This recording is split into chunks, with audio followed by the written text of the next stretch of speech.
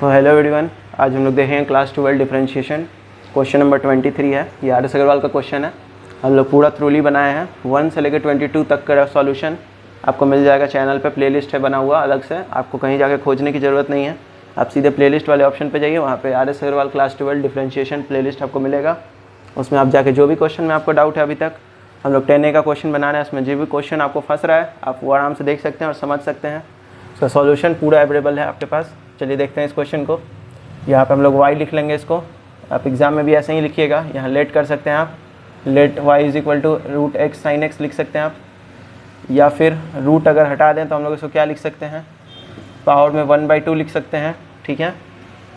उसके बाद हम लोग यहाँ क्या करेंगे, differentiate with respect to x, differentiating with respect to x।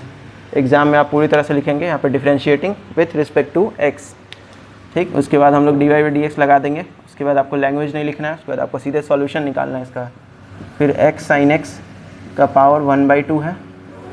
और आपको पता है कि जब भी पावर में कुछ होता है तो हम लोग, और ब्रैकेट में कुछ लिखा हुआ हो और उसके ऊपर कुछ पावर हो, तो पावर को छोड़ के जो भी दिखता है हम लोग सब कुछ नीचे लिख देते हैं।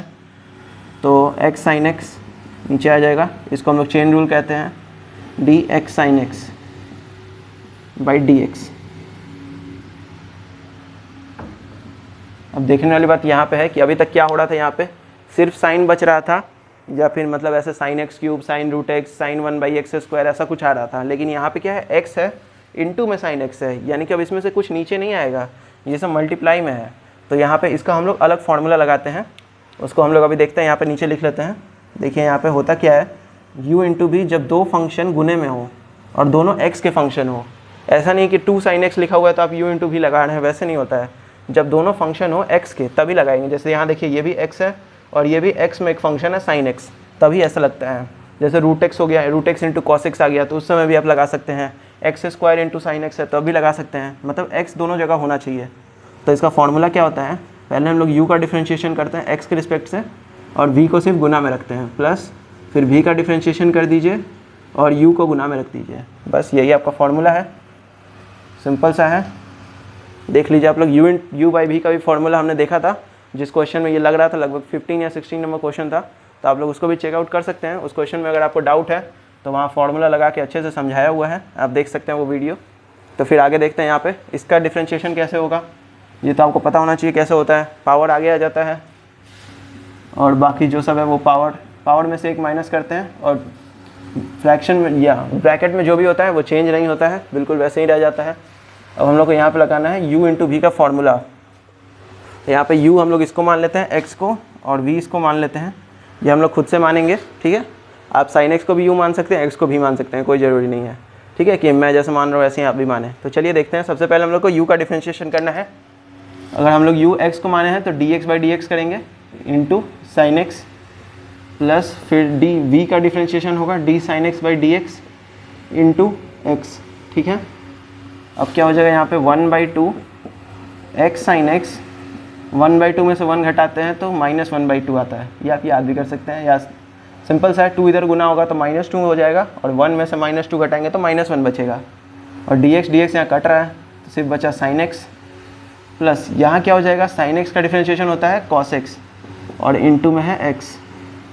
अब आगे देख लीजिए यहाँ पे 1x sin x का पावर हो जाएगा 1/2।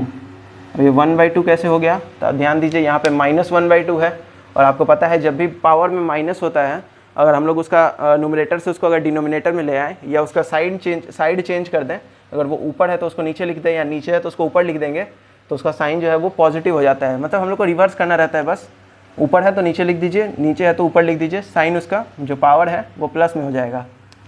ठीक है। आगे देख लेते हैं यहाँ पे, इसको हम लोग क्या लिख सकते हैं, sin x plus x cos x लिख लेते हैं, पहले x लिख लेते हैं। अब ये इसमें 1 से गुना होगा तो यही हो जाएगा same to same, sin x plus x cos x, और बट्टा में है 2, और ये 1/2 की जगह पे हम लोग क्या, इसको रूट में वापस से लिख सकते हैं, x sin x। देखिए यहाँ पे ये हम लोग यहाँ पे रूट में था तो रूट हटाए तो हम लोग 1/2 लगा दिया, लेकिन यहाँ पे 1/2 है तो 1/2 हम लोग हटा देंगे तो रूट लग जाएगा वापस से।